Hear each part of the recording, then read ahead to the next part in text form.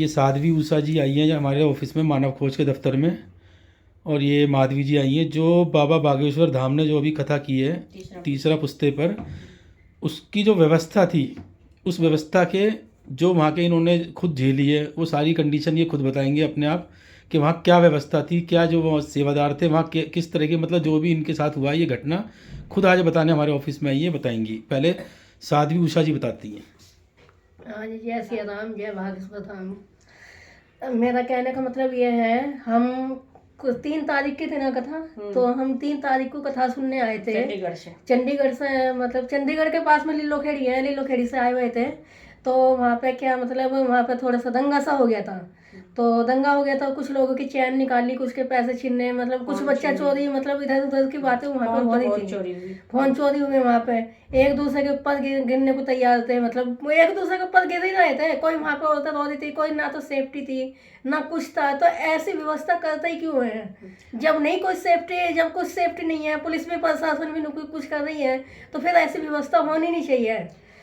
तो इन्होंने मुझे फोन किया भीड़ में कि हमारे जान पर जो है 2-4 आदमी कूद गए। 4 दिन से ये अभी हॉस्पिटल अभी बीमार, इनका भी दवाई चल रहा है। तो आज एनजीओ को शिकायत करने आए हैं कि ताकि ये वहाँ के प्रमाण है। और मैं तो सेवाधारी ही थी, न्यू शादरा जिला से, मुझे प्रदेश में कार्यकर्ता भी हूँ बीजेपी के, मुझे तो कार्ड भी बना था, मैं माधवी झा। तो मैं सेवादार में थी, तो मैंने अपने तरीके से बहुत कोशिश किया भीड़ को रोकने के लिए। मैंने झूठ कर ये भी बोला कि मैं गन लेकर के आई हूँ, गन से डराने के बाद थोड़ा बहुत, लेकिन दंगाई घुसे हुए थे अंदर, कुछ भी हो सकता था। हमारी महिलाएं टीम जो थी उन्होंने बहुत ही सही काम किया कि भीड़ों को हम लोग रोके। फिर पुलिस वाले भी पहले नहीं सुन रहे थे, जब हम लोग वहां से निकल गए अपनी जान बचा करके, तो बाद में पुलिस भी सुनते आई थी और एक बैरिकेड भी तोड़ा था। और मैं यदि अकेले बोलूंगी कुछ तो आप लोगों को लगेगा, ये वहां पर प्रमाण थे। इनको मैंने सबसे आगे बैठाया था कि सबसे आगे बैठाया था, और हम लोग सुरक्षा में थे सबसे पीछे। तो इन्होंने बताया कि हमारे ऊपर जो है, जब हम लोगों ने दूसरी तरफ भीड़ हटाई तो वो सारी भीड़ इन लोगों की तरफ आ गई और इन लोगों को पूरी तरह से दबा दिया। ये बताओ, यदि इनकी जान जाती है तो इसके जिम्मेवार कौन है?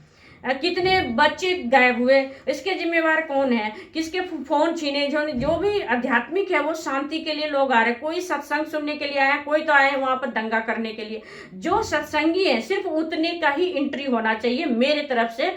ऐसी व्यवस्था होनी चाहिए कि जो रजिस्ट्रेशन करवाते हैं, जैसे स्टेडियम में हो चाहे जो भी है, उनकी भी अनावश्यक जो भक्त नहीं है, जो कि चोरी करने के लिए आते हैं, जो किसी को परेशान करने आते हैं। गरीबों का मोबाइल गया, मेरे सामने ही रो रो के गई है माँ बेटी। तो बाबा तो किसी को मोबाइल दिलवा नहीं सकते, किसी को चैन दिलवा नहीं सकते हैं। वहां भी उनकी परेशानी, घर जाएंगे तो उनके पति मारेंगे और बाप मरेंगे। तो मेरे कहने का मतलब, धार्मिक आदमी दुनिया में शांति देने के लिए ये सब व्यवस्था होती है, भागवत वगैरह शांति से सुना जाता है। यदि व्यवस्था सही ना हो तो इस तरह से भीड़ का भेड़ नहीं बनाना चाहिए, इससे पब्लिक बहुत परेशान होती है। कितने का जान मान का नुकसान हुआ, इसके लिए बाबा बागेश्वर बाबा से मेरा हाथ जोड़ के प्रार्थना है, अब यही कहीं भी आप प्रोग्राम करवाते हैं तो पहले पब्लिक की सुरक्षा के ऊपर ध्यान विशेष दीजिए, अच्छी व्यवस्था हो, उतने ही भक्त बुलाओ जो भक्त आपके कथा सुनने के लिए आए हुए हैं। जो भक्त नहीं है उनको मत मौका दो कि वो अंदर घुस करके आपका दंगा फसाद करे और भीड़ का फायदा उठाए। किसी दिन भीड़ का फायदा उठा करके दिल्ली में तो दंगा होना ही होना है, आज या न कल, यदि इस तरह की भीड़ फिर से लगी। मैंने भी एक वीडियो बनाई है, ये दूसरी वीडियो ये आई थी हमारे को कहने कि हमें भी कुछ शिकायत करनी है कि कल को मैं फिर बाबा के पास जाऊं। इन्होंने अर्जी लगाने के लिए 2000 रुपया देकर रजिस्ट्रेशन भी करवाई हुई है, लेकिन आज तक इनकी अर्जी नहीं लगी है, इनका नंबर नहीं आया। ये बड़ी शौक से करनाल से आई थी कि मैं बाबा को माला चढ़ाऊंगी, लेकिन वहाँ की व्यवस्था देख करके और इनकी जान पर मतलब खतरा हो करके, समझो इनके ऊपर 10 आदमी कूद जाए, सोच सकते हो वो बचेंगे कैसे। ऐसी ऐसी 2-4 महिलाएं हमारे को हैं जो कि मैं सामने लाऊंगी मीडिया के सामने।